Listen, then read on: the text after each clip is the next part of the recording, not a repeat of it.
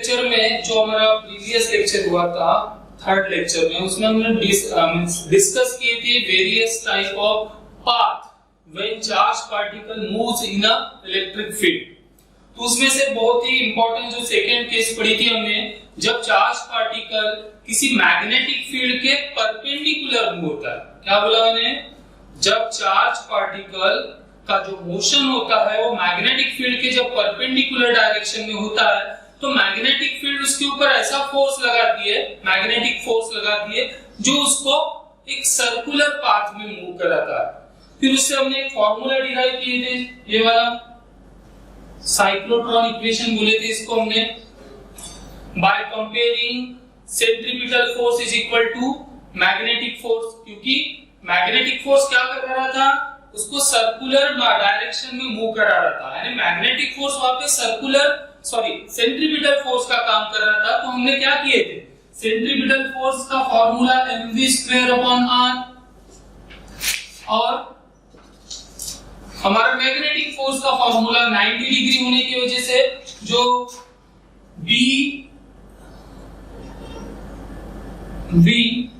QVB actual formula होता है हमारा QVB sin theta, but theta की वैल्यू 90 डिग्री है, मोशन कैसा हो रहा है, परपेंडिकुलर हो रहा है, और परपेंडिकुलर होने की वजह से sin 90 की वैल्यू हो गई थी 1, इसलिए हमारा जो मैग्नेटिक फोर्स था QVB। तो इस फॉर्मूले से हमने V को एक मार दिया और यहाँ से हमें एक फॉर्मूला मिला था mv = qbr। इस फॉर्मूले को हमने बोले थे साइक्लोट्रॉन इक्वेशन। अब इस साइक्लोट्रॉन इक्वेशन का हमें यहाँ पे यूज करना। तो आज का बच्चों जो हमारा टॉपिक है that is magnetic effect of electric current का साइक्लोट्रॉन, जो आज हमें इस लेक्चर में डिस्कस करना है। तो बच्चों सबसे पहली बात आती है what is mean by cyclotron. Cyclotron क्या है जिसको आज हमें पढ़ना है। तो जैसे साइक्लोट्रॉन एक मशीन है जो क्या करती है, हाईली एनर्जेटिक चार्ज पार्टिकल को प्रोड्यूस करती है। क्या करती है, highly energy highly accelerated charge particle को प्रोड्यूस करने वाली। ऐसा ही कुछ हमने इलेक्ट्रोस्टैटिक में पढ़ा था, वैन डी ग्राफ जनरेटर, वो भी क्या करता था, हाई एनर्जी पार्टिकल को प्रोड्यूस करता था। वही चीज साइक्लोट्रॉन भी यहाँ पे करने वाला है। तो साइक्लोट्रॉन एक मशीन है जो क्या करने वाली, high velocity highly accelerated charge particle को प्रोड्यूस करना। अब जिसके पास वेलोसिटी हाई रहेगी उसके पास काइनेटिक एनर्जी भी हाई रहेगी, इसलिए हम इसको क्या बोल रहे हैं, ये हाईली एनर्जेटिक का चार्ज पार्टिकल को प्रोड्यूस करता है। अब बात आती है, सबसे पहले हमने ये पढ़ लिया कि क्या है साइक्लोट्रॉन।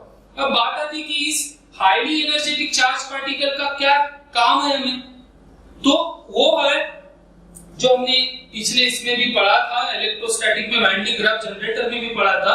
एक्चुअली इस हाईली एनर्जेटिक चार्ज पार्टिकल का जो काम होता है वो न्यूक्लियर फिजिक्स की स्टडी में होता है। न्यूक्लियर फिजिक्स के जो एक्सपेरिमेंट्स होते हैं वहां पे इस हाई एनर्जेटिक चार्ज पार्टिकल का यूज करके न्यूक्लियर फिजिक्स की स्टडी की जाती है। इसका यूज कुछ मेडिकल एप्लीकेशंस में भी होता है, जैसे कैंसर ट्रीटमेंट में भी हम इस हाई एनर्जेटिक चार्ज पार्टिकल के बीम का यूज करते हैं। तो बात होगी ये मशीन क्या है, क्या कराती है, दूसरी चीज इसका यूज कहां पर होता है। अब बात करते हैं इसकी कंस्ट्रक्शन की, क्या कैसे दिखता है, क्या क्या चीजें रहती। पर कंस्ट्रक्शन को समझने के पहले, कंस्ट्रक्शन और अच्छे से समझिए इसके पहले ये कौन से दो बेसिक प्रिंसिपल पे वर्क करता है। तो बेसिक प्रिंसिपल जो जिसके ऊपर साइक्लोट्रॉन वर्क करता है, तो एक चीज है, फर्स्ट नंबर है, जब भी हम किसी चार्ज पार्टिकल को किसी मैग्नेटिक फील्ड में परपेंडिकुलर मूव कराते हैं तो वो फील्ड क्या कराती है, मैग्नेटिक फील्ड उस चार्ज पार्टिकल को सर्कुलर मोशन में प्रोड्यूस घुमाती है, सर्कुलर मोशन प्रोड्यूस कराती है उससे। कब, जब चार्ज पार्टिकल किसी मैग्नेटिक फील्ड में परपेंडिकुलरली मूव करेगा तो मैग्नेटिक फील्ड क्या कराती है, उस चार्ज पार्टिकल को सर्कुलर पाथ में घुमाती है। बट एक चीज ध्यान रखना, वो उसका काम होता है सिर्फ उसको डिफ्लेक्ट करना इन सर्कुलर पाथ, वो उसकी स्पीड चेंज नहीं करती है। और हमें तो यहाँ पे साइक्लोट्रॉन में जैसे मैंने बताया कि ये हाई स्पीड चार्ज पार्टिकल को प्रोड्यूस करने वाला है। तो high speed charge particle produce करने के लिए हमारे सिर्फ मैग्नेटिक फील्ड से काम नहीं होने वाला है। इसीलिए बच्चों यहाँ पे हम एक इलेक्ट्रिक फील्ड भी यूज करने वाले हैं, इलेक्ट्रिक फील्ड भी प्रोड्यूस करने वाले हैं, और उस इलेक्ट्रिक फील्ड का यूज करके हम चार्ज पार्टिकल को एक्सेलरेट करने वाले। तो दो चीजें पे, दो फंक्शन, दो चीजों पे यहाँ पे काम करने वाली। एक तो मैग्नेटिक फील्ड जो उसको सर्कुलर पाथ में घुमाएगी और साइकिल के फॉर्म में, इसीलिए इसको साइक्लोट्रॉन नाम दिया गया है। और दूसरा चीज इलेक्ट्रिक फील्ड क्या कराने वाली है, वो चार्ज पार्टिकल को एक्सेलरेट कराने वाली है। तो अब आते हैं हम इसके कंस्ट्रक्शन पे। तो सबसे पहले हमें हमारे चार्ज पार्टिकल को सर्कुलर डायरेक्शन में मूव कराने के लिए मैग्नेटिक फील्ड की जरूरत थी। तो उस मैग्नेटिक फील्ड को प्रोड्यूस करने के लिए हम यहाँ पे स्ट्रॉन्ग इलेक्ट्रोमैग्नेट्स का यूज करते हैं। जैसे आप ये देख सकते हो डायग्राम में, एक नॉर्थ पोल हो गया, साउथ पोल हो गया, ये इलेक्ट्रोमैग्नेट है। आपने पढ़ चुके हैं 10th में इलेक्ट्रोमैग्नेट क्या होता है। By the use of electricity we can generate magnetic field. यहाँ पे एक मैग्नेटिक इफेक्ट प्रोड्यूस करते हैं बाय स्ट्रॉन्ग मैग्नेट्स। इन स्ट्रॉन्ग मैग्नेट्स को इस तरह से दो पोल को एक दूसरे के ऊपर रखा जाता है और उसके गैप में देखिए, हम यहाँ पे डायग्राम में देख सकते हैं, यहाँ पे दो सेमी सर्कुलर, नॉट सर्कुलर, दो सेमी सर्कुलर हॉलो अंदर से खाली मेटल डिस्क रखने वाले देख सकते हो आप डायग्राम में। ये दो इलेक्ट्रोमैग्नेट हो गए जो इस गैप में, बीच में जो हमने स्पेस रखी है वहां पे मैग्नेटिक फील्ड प्रोड्यूस करने वाली है। और बीच में, उन दोनों गैप के बीच में क्या रखना हमने, दो सेमी सर्कुलर मेटल डिस्क जो अंदर से खाली है, हॉलो है। इनका अगर हम शेप देखते हैं तो कैसी दिख रहा है, लाइक इंग्लिश लेटर डी, इसलिए हम इसको नाम देते हैं डीज। एक नहीं दो है, इसलिए हम इन दोनों को क्या बोलने वाले, कॉमनली डीज। तो यहाँ पे दो डीज है, एक D1 और एक D2। अब बात रही मैग्नेटिक फील्ड, तो हम इन दो इलेक्ट्रोमैग्नेट से प्रोड्यूस कर लेंगे, बट अभी हमें इलेक्ट्रिक फील्ड की भी जरूरत है, क्योंकि इलेक्ट्रिक फील्ड का यूज किस लिए करने वाले, चार्ज पार्टिकल की वेलोसिटी को बढ़ाने के लिए, उसको एक्सेलरेट करने के लिए। तो उसको प्रोड्यूस करने के लिए यहाँ पे हमें, ये आप जो डायग्राम में देख रहे हो ऐसा सिंबल, ये है very high voltage, very high voltage up to 10,000 volt. और कैसा है ये, accelerating voltage, accelerating voltage, sorry, it is alternating voltage. Alternating voltage मतलब जो with respect to time continuously vary होते रहेगा, पॉजिटिव नेगेटिव साइकिल देगा। और इतना हाई वोल्टेज होने की वजह से ये हाई फ्रीक्वेंसी को भी जनरेट करेगा। तो ऐसे कोई इलेक्ट्रिक सोर्स को हम बोलते हैं ऑसिलेटर। क्या बोलते हैं बच्चों, ऑसिलेटर, जो क्या प्रोड्यूस करने वाला है, यहाँ पर एक oscillating electric field, changing electric field. तो इस हाई फ्रीक्वेंसी वोल्टेज पे ऑसिलेटर का यूज करके हम इन दोनों डीज के बीच में जो गैप है वहां पर प्रोड्यूस करने वाले इलेक्ट्रिक फील्ड। अब एक चीज का हमें ध्यान रखना है, इलेक्ट्रिक फील्ड इन दोनों डीज के ऊपर नहीं रहने वाली है। इलेक्ट्रिक फील्ड ये जो डीज के बीच में गैप है उनके बीच में यहाँ पर एक इलेक्ट्रिक फील्ड प्रोड्यूस होने वाली है, पॉजिटिव नेगेटिव। जैसे हमने कहां पर पढ़े थे, इलेक्ट्रोस्टैटिक में कैपेसिटर पढ़े थे, पैरेलल प्लेट कैपेसिटर। तो पैरेलल प्लेट कैपेसिटर में बच्चों क्या करते थे, हम एक प्लेट को पॉजिटिवली चार्ज करते थे जिसके इनर साइड में पॉजिटिव और दूसरे प्लेट पे नेगेटिव चार्ज रह जाता था। तो यहाँ पर एक इलेक्ट्रिक फील्ड प्रोड्यूस होती थी। उसी जैसा यहाँ पर भी एक इलेक्ट्रिक फील्ड प्रोड्यूस होने वाली है दो डीज के गैप में। अब हमने यहाँ पर मैग्नेटिक फील्ड भी प्रोड्यूस कर लिया, इलेक्ट्रिक फील्ड भी। अब इनकी अरेंजमेंट देखिए, अरेंजमेंट कैसी होती है, दो मैग्नेट्स नॉर्थ और साउथ पोल ऐसा रखा जाता है, उनके बीच में रखे जाते हैं दो सेमी सर्कुलर डीज। तो यहाँ पे जो मैग्नेटिक फील्ड प्रोड्यूस होने वाले बच्चे, जैसे आपको पता है मैग्नेटिक फील्ड की डायरेक्शन कहां से कहां होती है, from north pole to south pole. Magnetism में भी पढ़ चुके हैं मेरे वन के। तो यहाँ पे जो इलेक्ट्रिक फील्ड प्रोड्यूस होने वाली उसकी डायरेक्शन बेटा ऐसी रहने वाली, from north to south. This is the direction of magnetic field produced by this electromagnets.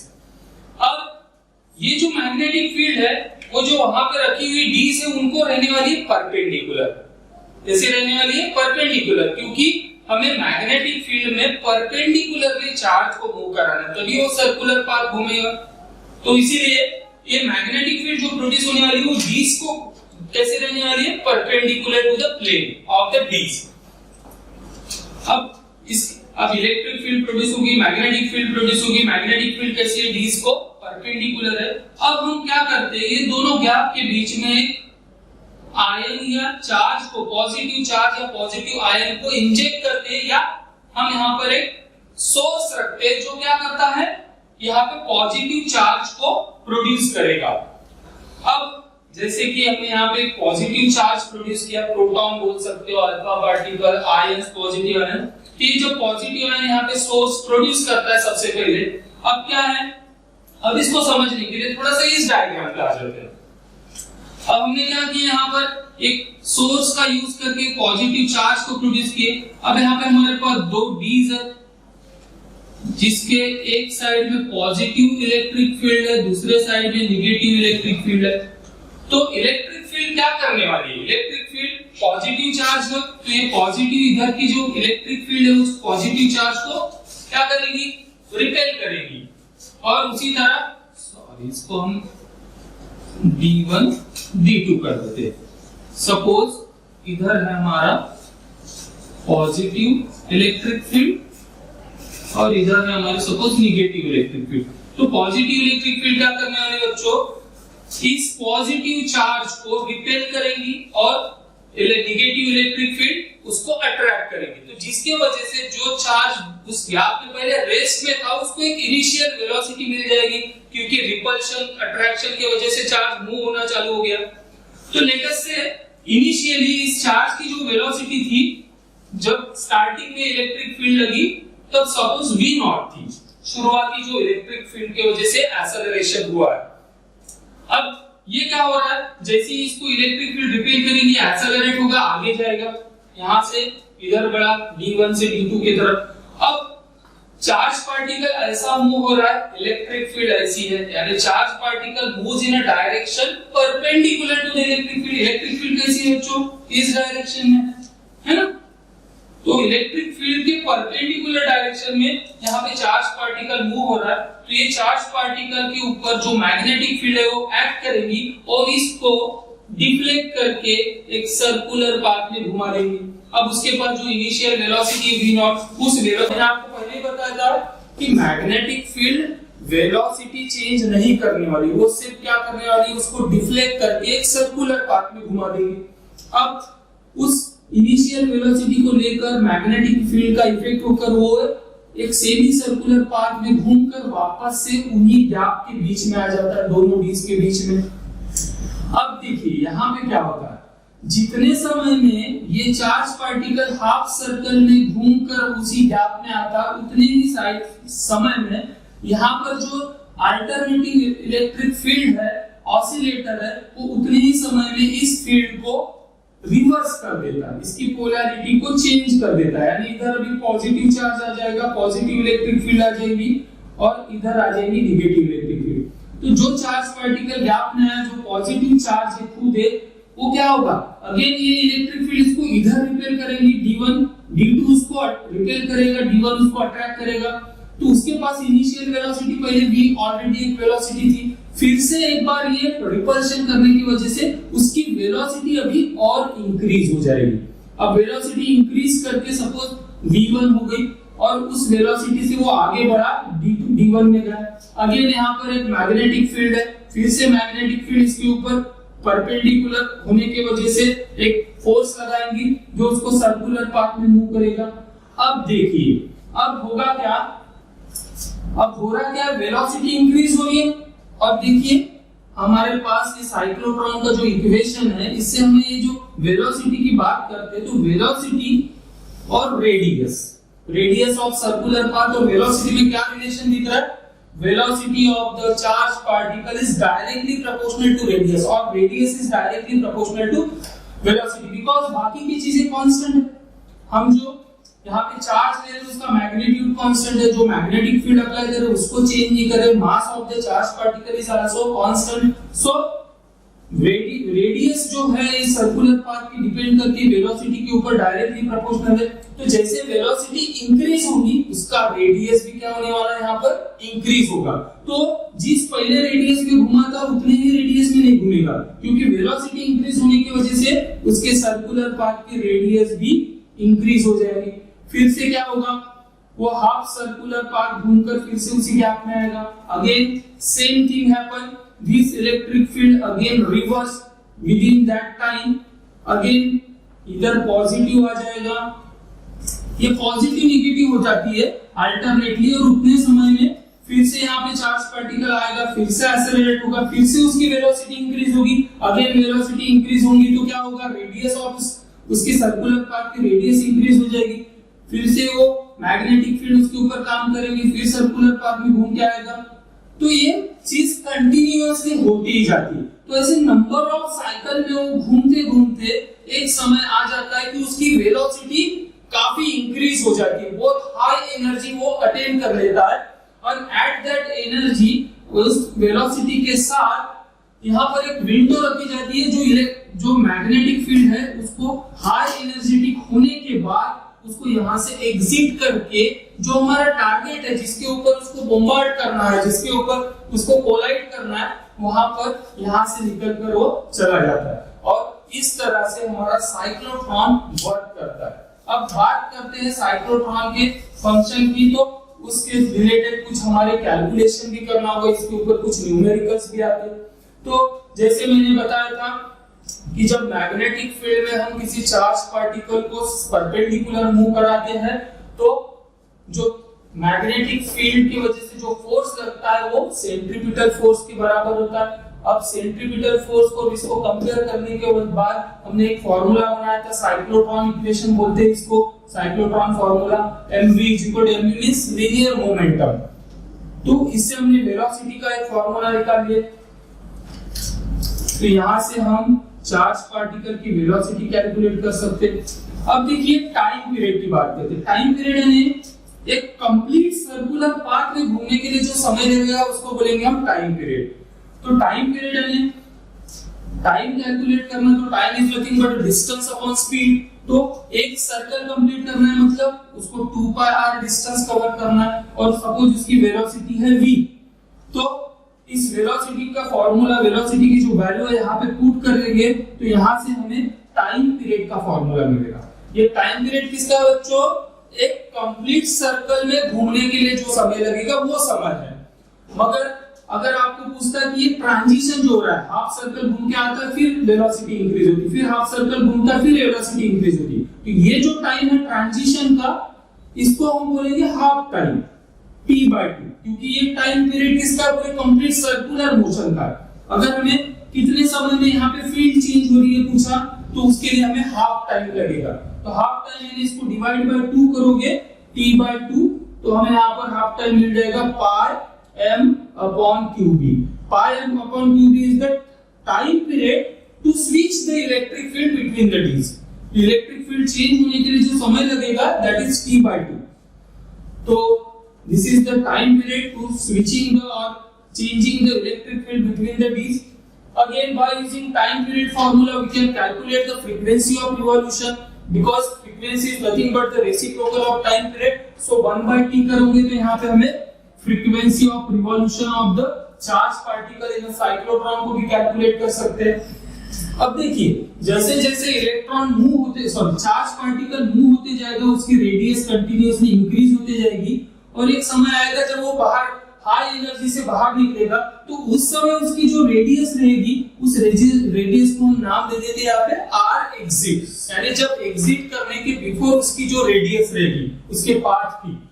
तो अगर हम बात करते हैं तो वेलोसिटी का जो फार्मूला qb/m, इसी फार्मूले को हम यहाँ लिखिए qb, r की जगह r exit अपॉन m, क्योंकि हमें काइनेटिक एनर्जी को कैलकुलेट करना है। जब वो चार्ज पार्टिकल बाहर निकलेगा तो उस समय उसके पास काइनेटिक एनर्जी कितनी रहेगी, तो kinetic energy is nothing but the half mv²। हम 8-9 से ही पढ़ते आ रहे हैं। बस हमें काइनेटिक एनर्जी कब की कैलकुलेट करना, जब वो एग्जिट करने वाला है, इसलिए हम इस रेडियस को कौन सी रेडियस लिख रहे हैं, r एग्जिट, बाहर निकलते वक्त की रेडियस। तो इस वेलोसिटी को अगर हम यहाँ पे पुट करते तो हाफ m v की जगह में पुट करें तो v² है, तो यहाँ पर आ जाएगा q² b² r exit square upon m।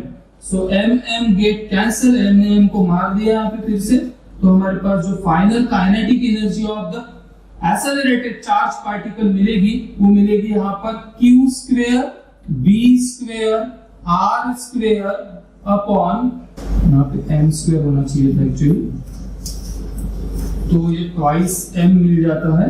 This is the kinetic energy of accelerated charged particle when it is exit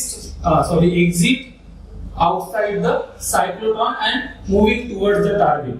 So this is all about the cyclotron.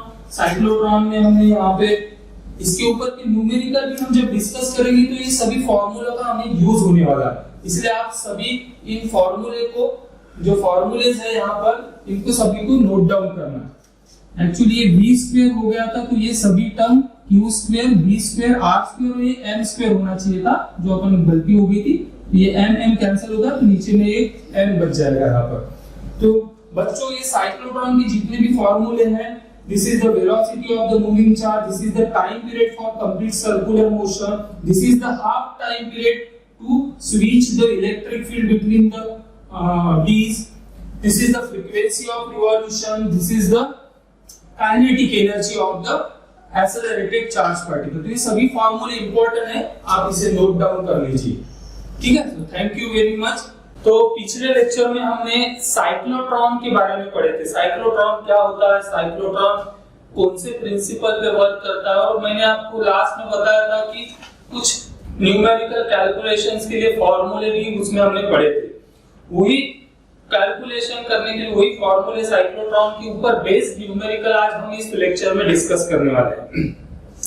जैसे कि साइक्लोट्रॉन क्या करता था हमने बताया था, याद करो थोड़ा सा। Cyclotron is a machine which used to produce a highly energetic highly accelerated charge particle by using the combination cross field of electric and magnetic field.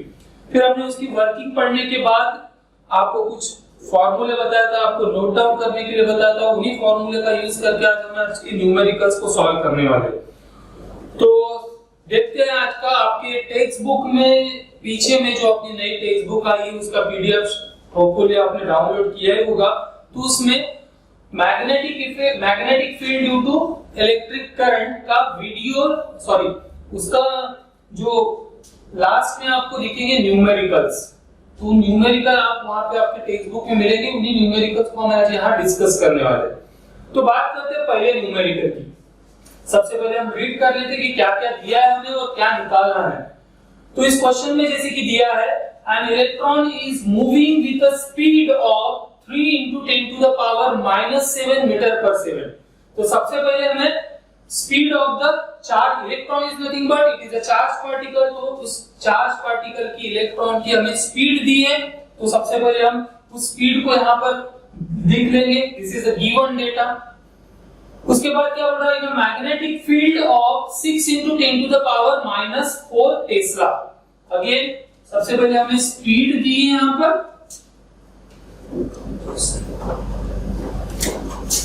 Speed दी है हमें क्वेश्चन में। उसके बाद हमें यहाँ पर मैग्नेटिक फील्ड की वैल्यू दी है, that is 6 × 10⁻⁻4 tesla. Again it is given in SI unit, so no need to convert it in other SI unit. So velocity दी है, मैग्नेटिक फील्ड की वैल्यू दी है।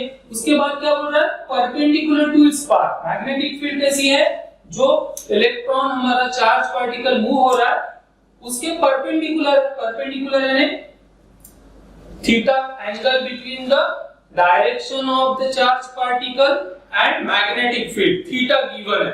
तो थीटा गिवन है, जैसे हमें पता है कि इलेक्ट्रिक फील्ड में जब मैग्नेटिक फील्ड में जब हमारा चार्ज पार्टिकल मूव होता है तो जो फोर्स मिलता है, हमने पढ़े थे QVB sin थीटा, और थीटा की वैल्यू हमें 90 डिग्री, इसीलिए वो सर्कुलर पाथ में घूम रहा है।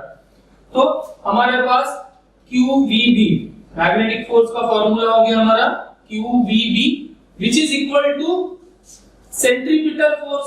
सर्कुलर पाथ में घूम रहा है तो यही फोर्स उसको सर्कुलर मोशन करवा रहा है, तो ये फोर्स किसके बराबर हुआ, सेंट्रीपिटल फोर्स के बराबर, दैट इज mv²/r। ठीक है, ये जो बेसिक फार्मूला हमने पढ़े हैं, इस फार्मूले को ही यहाँ पर पहले यूज करना है। तो सबसे पहले हमें यहाँ पे निकालना क्या क्या वो देख लेते हैं। What will be the what will be the frequency and sorry यहाँ पर और एक उन्होंने रेडियस भी पूछा है, मैं लिखना भूल गया हूँ, आप क्वेश्चन चेक कर सकते हैं। रेडियस ऑफ सर्कुलर पाथ भी पूछा है इस क्वेश्चन में। तो सबसे पहले हम रेडियस कैलकुलेट करेंगे, उसके बाद क्या पूछा है, फ्रीक्वेंसी। जब रिवॉल्यूशन कर रहा है तो उसकी फ्रीक्वेंसी ऑफ रिवॉल्यूशन को हमें कैलकुलेट करना है, और लास्ट में हमें निकालना है एनर्जी। जब हम उसको वेलोसिटी देते हैं तो उसके पास काइनेटिक एनर्जी होती है, उसी काइनेटिक एनर्जी को हमें किलो इलेक्ट्रॉन वोल्ट में निकालना है। एक्चुअल में जो एनर्जी का फॉर्म ऐसा यूनिट होता है वो जूल होता है, तो सबसे पहले हम कैलकुलेशन तो जूल में ही करेंगे, लास्ट में हमें उसको इलेक्ट्रॉन वोल्ट में कन्वर्ट करना है। और इलेक्ट्रॉन वोल्ट और जूल के बीच में क्या रिलेशन है वो भी क्वेश्चन में ही दिया है। 1 electron volt is equal to 1.6 into 10 to the power minus 19 joule. तो सबसे पहले हम आंसर को जूल में निकाल लेंगे, और जो आंसर हमारा जूल में आएगा उसको divide by 1.6 into 10 to the power minus 19 करेंगे तो हमें आंसर मिल जाएगा इलेक्ट्रॉन वोल्ट में, और उसमें अगर 10 to the power 3 होगा उसको निकालेंगे तो किलो इलेक्ट्रॉन वोल्ट हो जाएगा। ठीक है, तो बात करते हैं कैलकुलेशन की। तो हमें इस न्यूमेरिकल में गिवन है velocity of the moving charge particle, और दूसरी चीज गिवन है वो magnetic field applied to that motion. हमें निकालना है सबसे पहले रेडियस ऑफ सर्कुलर पाथ। तो जैसे कि मैंने अभी बताया कि सर्कुलर पाथ में परपेंडिकुलर मूव हो रहा है, तो हमारा जो मैग्नेटिक फोर्स है, जो सेंट्रीपिटल फोर्स का काम करने वाला, वो हो जाएगा QVB, बिकॉज थीटा की वैल्यू 90 डिग्री है, और जो किसके बराबर हो जाएगा, सेंट्रीपिटल फोर्स यानी mv²/r। तो इसी फॉर्मूले का यूज करके बच्चों हम यहाँ पे एक नया फॉर्मूला बनाएंगे, radius of its path.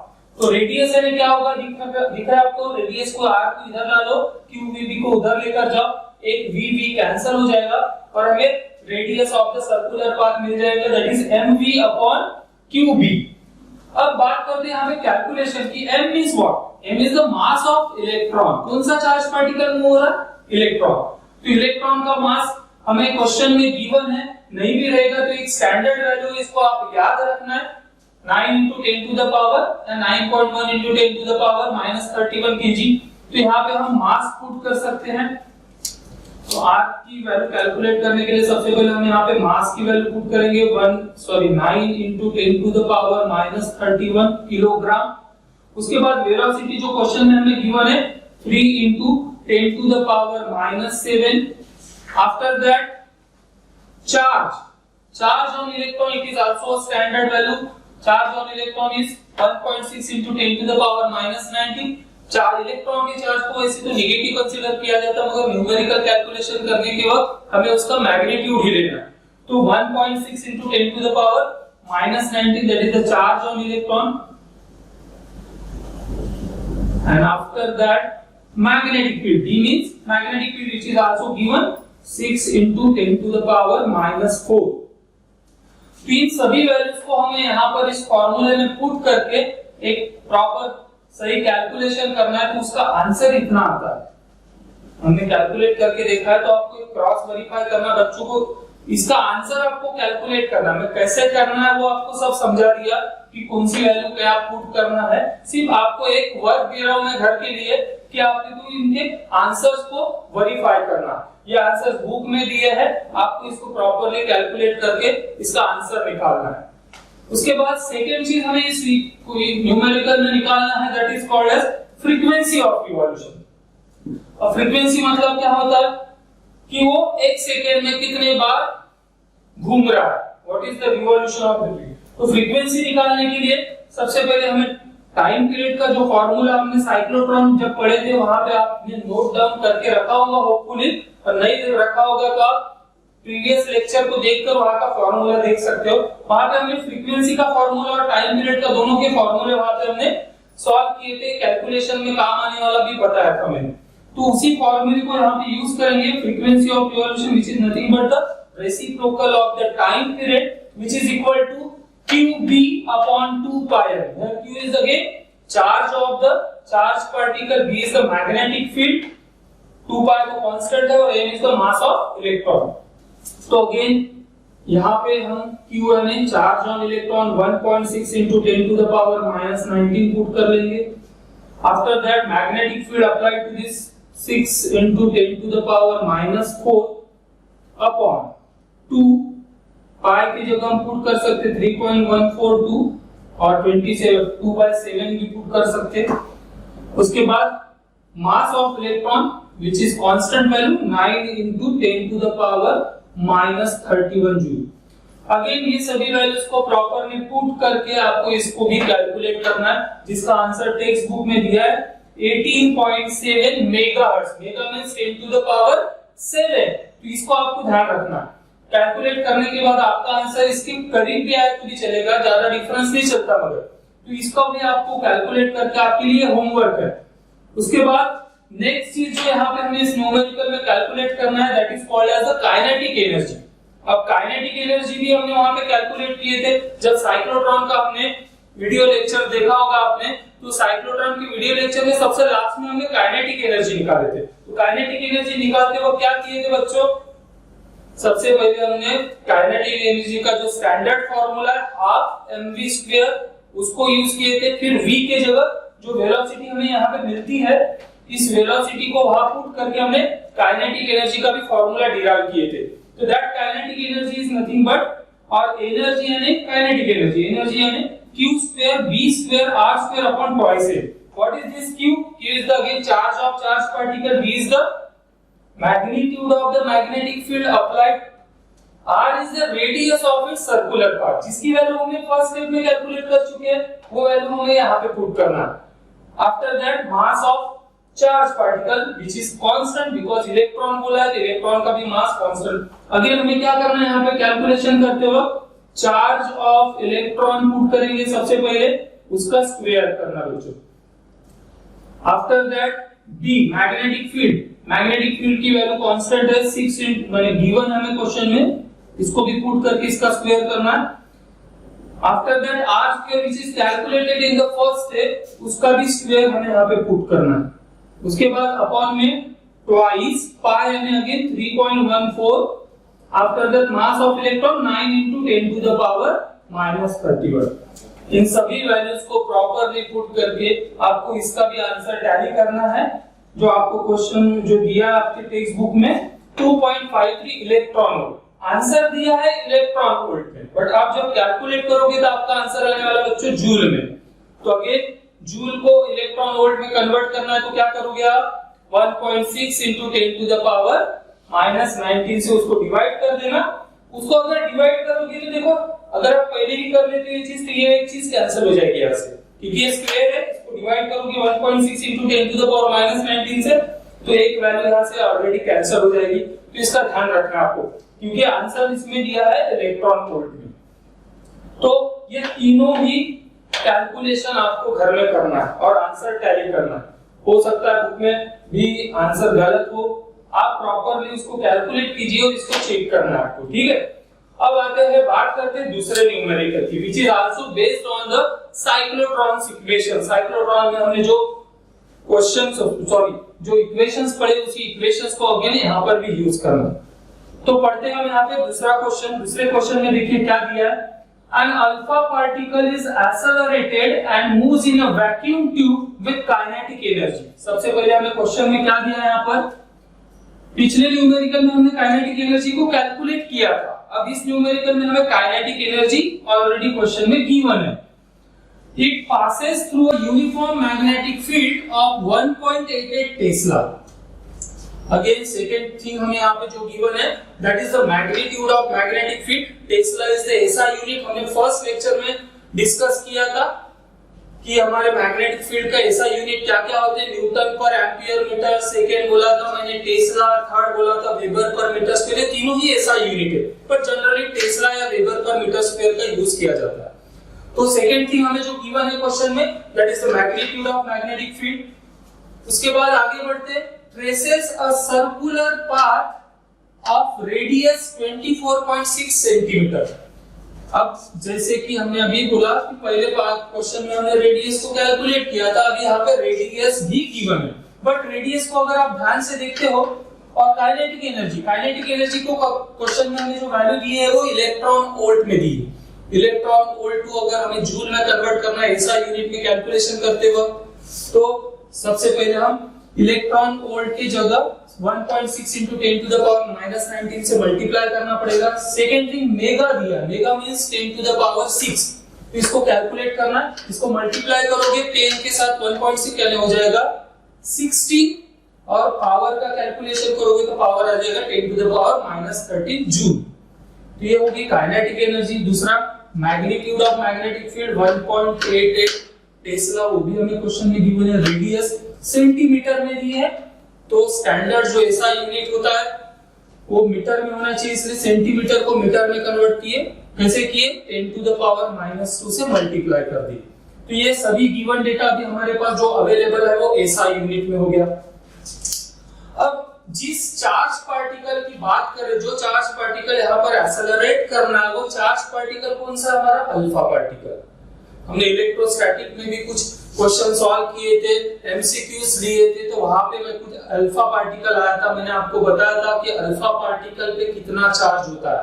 Alpha particle is a positively charged particle which has a charge equal to 2 times the charge of proton. अब आपको पता है इलेक्ट्रॉन और प्रोटॉन दोनों पर सेम चार्ज होता है, सिर्फ इलेक्ट्रॉन के चार्ज को नेगेटिव कंसीडर किया जाता है और प्रोटॉन के चार्ज को पॉजिटिव कंसीडर। बट हमें न्यूमेरिकल सॉल्व करते वक्त पॉजिटिव नेगेटिव लेना ही नहीं, हमें सिर्फ मैग्नीट्यूड की बात करना है। तो इलेक्ट्रॉन या प्रोटॉन पे जो चार्ज होता है उसके डबल चार्ज कहां पर होगा बच्चों, इलेक्ट्रॉन पे। तो charge of alpha particle 2 times the charge of electron, 2 times the charge of proton, तो 2 into 1.6 into 10 to the power minus 19। तो 2 into 1.6 करोगे तो हमें मिलेगा 3.2, again power as it is रहेगा। अब इस क्वेश्चन में हमें फाइनली क्या पूछा है, obtain the mass of alpha particle. हमें क्या कैलकुलेट करना बच्चों, यहाँ पर अल्फा पार्टिकल का मास कैलकुलेट करना। अल्फा पार्टिकल का जो मास है वो हमें यहाँ पर कैलकुलेट करना है। तो कैसे देखिए, सबसे पहले हमारे पास जो गिवन है उसी का यूज करना है। हमने जैसे प्रीवियस क्वेश्चन में काइनेटिक एनर्जी जब निकाले थे, तो काइनेटिक एनर्जी का हमारे पास फॉर्मूला था standard Q square B square R square upon twice m। इसी फॉर्मूले को हमें यहाँ पर भी यूज करना है। अगर हमें काइनेटिक एनर्जी का फॉर्मूला जो हमारे पास है हमने डिराइव कर चुके, Q square B square R square upon twice m। अब हमें इस क्वेश्चन में मास निकालना है, बट मास निकालने के लिए बाकी सभी चीजें अवेलेबल है कि वो भी चेक कर लेते। सबसे पहले हमें काइनेटिक एनर्जी की जरूरत गिरेगी जो हमें क्वेश्चन में ऑलरेडी गिवन है। दूसरी चीज magnitude of the charge. Magnitude of the charge हमारा अल्फा पार्टिकल है, तो अल्फा पार्टिकल का चार्ज हमने कैलकुलेट कर चुके हैं यहाँ पे, तो वो भी हमारे पास अवेलेबल है। Number third, the magnitude of magnetic field which is also given in the question 1.88 Tesla, and third one is the radius of the circular path. This is also given in the question. So all the data given and we have to calculate the value of mass of that alpha particle. तो मास निकालने के लिए हम इस फॉर्मूले को थोड़ा सा चेंज करेंगे, मॉडिफाई करेंगे। तो m is equal to क्या आ जाएगा बच्चों, m को इधर ले लो, काइनेटिक एनर्जी को इधर ला लो, तो हमें मिलेगा Q square B square R square upon 2 times of kinetic energy. ये बन गया हमारा formula to calculate the mass of alpha particle. अब सभी चीजें हमें क्वेश्चन में यहाँ पर गिवन है, तो हमें इनको one by one proper values यहाँ पर पुट करना है। Charge of alpha particle 3.2 into 10 to the power minus 19 का होल स्क्वायर।